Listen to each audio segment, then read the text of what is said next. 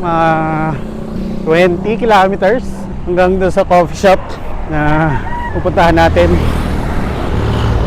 Medyo makakapag-relax ngayong araw, konti papawis.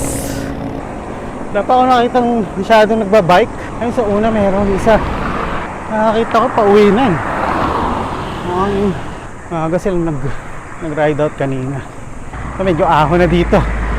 After ng arc, puro ahon na. Pero okay lang naman, chill lang. Zone 2 lang tayo. Try kung magulin yung nasa harap. Pero medyo malayo eh.